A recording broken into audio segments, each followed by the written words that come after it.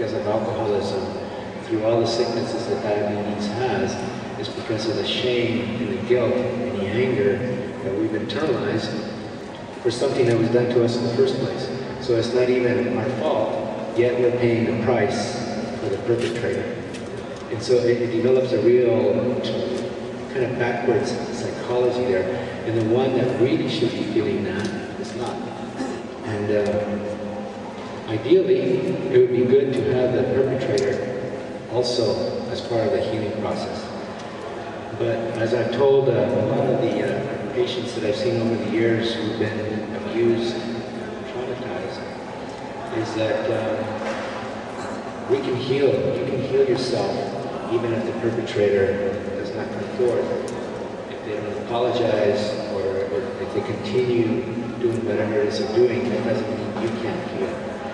And in a way, spiritually though, by healing ourselves, then we're also helping the perpetrator. And this becomes a real profound act of love, which is the very ability that this trauma was taken away from a lot of Native people, is the ability to love. And most religious traditions, spiritual traditions, believe that love itself is creator, him or herself. So when you talk about the purest form of love, you're talking about God. And so the ability to enact God then is manifest again. And this is where the English language really doesn't do it justice, because it objectifies everything. And so when I say, well, God, well, it kind of makes it an object out here somewhere. In most tribal languages, from what I understand from all over the world, the languages are verb-based, they're not noun-based, so it doesn't objectify things. And so instead of saying God, for instance, they'll say Godding, which makes it a moving process, because Godding is God in movement. And that's a big step for Western English to make the leap. But it really is a process. And instead of saying I am a human being, I say humaning is happening, which is a totally different way of looking at the world than seeing in objects. And once you objectify things, then it makes it possible to objectify a little girl and do terrible things to her, because now she's an object. She's not part of you any longer. If you were to be able to think of everyone that's connected to you, it would be impossible to do that to another human being, because now you're doing it to yourself.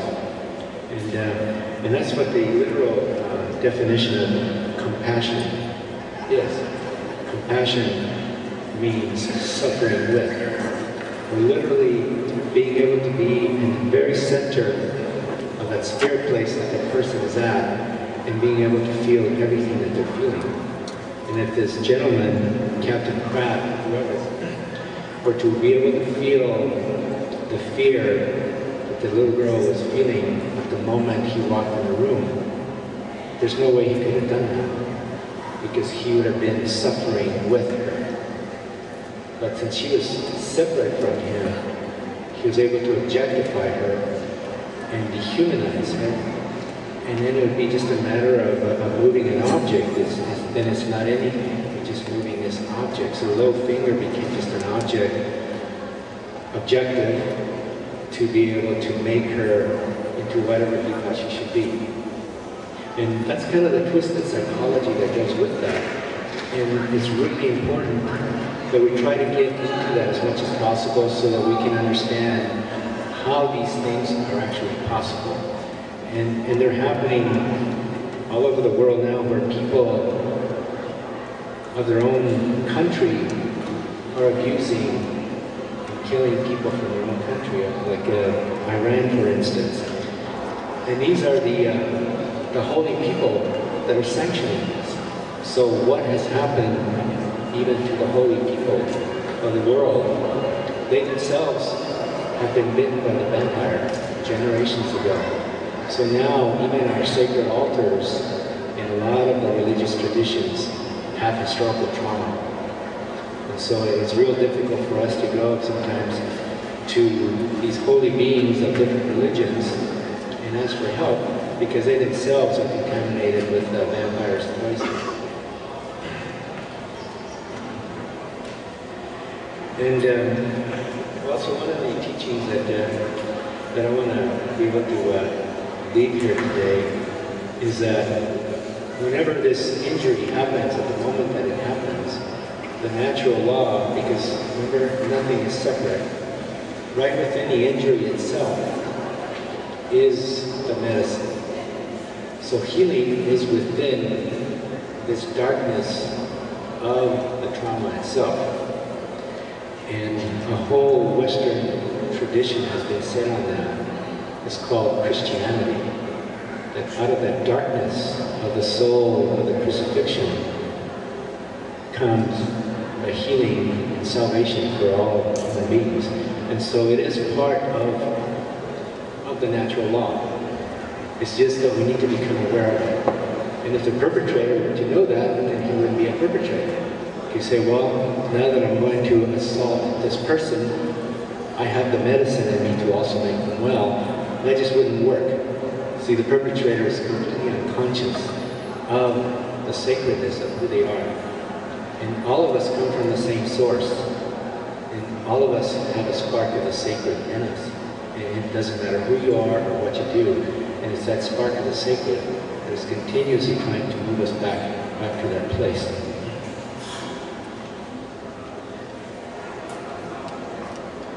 So in the spirit of compassion, we're healing, well, actually 14 generations, because 7 before, 7 after. But in releasing our ancestors, like some of the innocent ones that were buried there in Carlisle, in releasing the spirit of that person, we're also releasing the spirit of the perpetrator to put her there. All that needs to happen now is for the perpetrator to understand that and to take back their spirit. Because whenever you do something that heinous, an act that is so evil, your spirit literally is gone. You are no longer a human being. And in most tribes, the identity of most tribal people is that as a human being. And it's not easy to be one of them. So a lot of people think, well, I'm a Homo sapiens, and scientifically my DNA says such and such, I'm a human being. And it's not like that. Human being has to do with all of the values that we talked about this morning, about respect, integrity, love, compassion. Those are what make a complete human being. And I must admit, I'm still working on becoming a human being myself, because it's not an easy thing to do. It's really easy to be a Homo sapiens, but it's really difficult to be a human being. Any more than it's real easy to be a Christian, but it's really hard to be Christ-like. To me, it's virtually impossible to be Christ-like. And that's why I think Friedrich Nietzsche said, the last real Christian died on the cross. And so, before I stop, because I know time is a little bit limited today, I really, forgiveness itself, since everything else is a spiritual entity, forgiveness itself is a spiritual entity. And in this way, what we're doing is we're inviting this entity that is God itself.